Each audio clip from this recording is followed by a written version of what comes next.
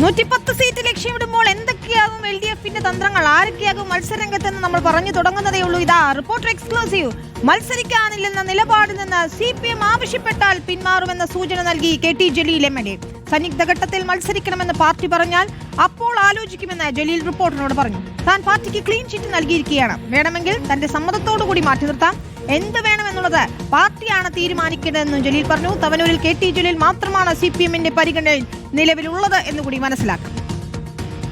മുൻ മന്ത്രിയും തവനൂർ MLAയുമായ KT ജലീൽ നിയമസഭാ തെരഞ്ഞെടുപ്പൊക്കെ നടക്കുന്ന പശ്ചാത്തലത്തിൽ നമുക്കൊപ്പമുണ്ട്. ഇപ്പോൾ കോൺഗ്രസിൻ്റെ വയനാട് ക്യാമ്പിൽ പറയുന്നത് താങ്കളടക്കമുള്ള ആ വാർഡടക്കം ആ നിയമസഭാ മണ്ഡലം അടക്കം പിടിക്കും, മലപ്പുറത്തിൽ 16 കൊണ്ടുവരുമെന്നാണ്.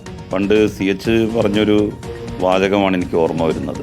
ആഗ്രഹങ്ങൾ കുതിരകളായിരുന്നുവെങ്കിൽ ഭിക്ഷാന്തേഹികൾ പോലും സവാരി ചെയ്തേനെ.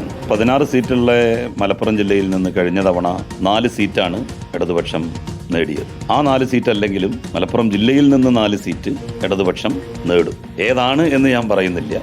KT ജലീൽ മത്സര രംഗത്തുണ്ടാവും. അല്ല, ഞാൻ എൻ്റെ വ്യക്തിപരമായിട്ടുള്ള ഒരു താല്പര്യം എന്താണ് എന്ന് നേരത്തെ തന്നെ പറഞ്ഞിട്ടുണ്ട്.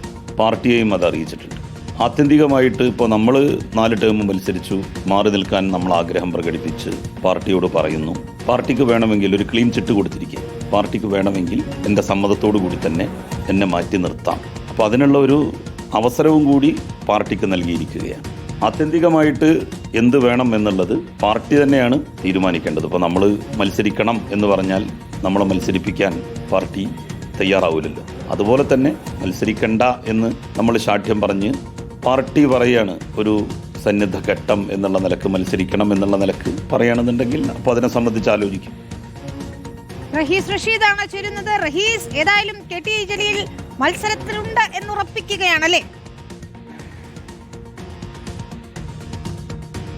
വിനീത, അങ്ങനെ ഏതാണ്ട് അദ്ദേഹത്തിന്റെ വാക്കുകൾ കേൾക്കുമ്പോൾ അങ്ങനെ മനസ്സിലാക്കാൻ സാധിക്കും. കാരണം KT ജലീൽ നിയമസഭാ തെരഞ്ഞെടുപ്പിനൊക്കെ മുമ്പ് തന്നെ ഇനി മത്സര രംഗത്തേക്കില്ല, 4 തവണ MLA ആയി, അതിനിടയിൽ മന്ത്രിയായി, ഇനി താനില്ല എന്ന കാര്യം അദ്ദേഹം പൊതുസമൂഹത്തോട് പറഞ്ഞതാണ്.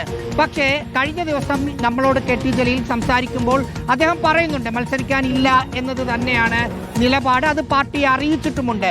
പക്ഷേ പാർട്ടിയുടെ മുമ്പിൽ KT ജലീൽ കൊടുത്തിരിക്കുന്നത് ഒരു ബ്ലാങ്ക് ചെക്കാണ്. അദ്ദേഹത്തിന്റെ ഭാഷയിൽ പറഞ്ഞാൽ ഒരു ക്ലീൻ ചീട്ടാണ് ഞാൻ നൽകിയിരിക്കുന്നത്.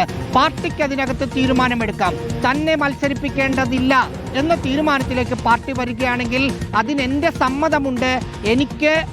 ഞാൻ മനസ്സറിഞ്ഞ് മാറിക്കൊടുക്കുകയാണ്. ഇനി അതല്ല, ഒരു പ്രത്യേകമായ സന്നിഗ്ധ ഘട്ടം വരുമ്പോൾ KT ജലീൽ അവിടെ മത്സരിക്കണമെന്ന് CPIM ആഗ്രഹിക്കുകയാണെങ്കിൽ അപ്പോൾ ഞാൻ ആലോചിക്കാം എന്ന് KT ജലീൽ പറയുന്നതിനകത്ത് എല്ലാമുണ്ട്. അതായത് തവനൂരിൽ KT ജലീൽ തന്നെ അടുത്ത തവണയും മത്സരിക്കട്ടെ എന്ന് CPIM ആഗ്രഹിച്ചാൽ അതിന് അനുകൂല നിലപാട് KT ജലീലിന്റെ ഭാഗത്ത് നിന്ന് ഉണ്ടാകും എന്നാണ് അദ്ദേഹത്തിന്റെ വാക്കുകളിൽ നിന്ന് വായിച്ചെടുക്കേണ്ടത്. നേരത്തെ പറഞ്ഞ ഇനി മത്സരിക്കാനില്ല എന്നത് ഒരു കടുത്ത തീരുമാനമായി, ഒരിക്കലും മാറ്റാത്ത ഒരു തീരുമാനമായി വ്യാഖ്യാനിക്കേണ്ടതില്ല എന്നതാണ് KT ജലീലിനോട് സംസാരിച്ചതിൽ നിന്ന് മനസ്സിലാക്കാൻ സാധിക്കുന്നത്. ശരി റഹീസ്, റഷീദ്, ഇനി തീരുമാനത്തിൽ നിന്ന് അദ്ദേഹം മാറില്ല എന്ന് തന്നെ നമുക്ക് കരുതാം. പാർട്ടി നിലപാട് എന്തെന്ന് അറിയുക കൂടി വേണം. തീർച്ചയായും CPM സംസ്ഥാന സെക്രട്ടറി ഉൾപ്പെടെയുള്ളവരുടെ പ്രതികരണം നമുക്ക് ഇക്കാര്യത്തിൽ തേടാം. 5 മണിക്ക് മുഖ്യമന്ത്രി വാർത്താ സമ്മേളനം നടത്തുന്നുണ്ട്. അദ്ദേഹത്തിനും എന്താണ് പറയാനുള്ളത് എന്ന് കേൾക്കണം. Stay tune with reporter the complete election channel.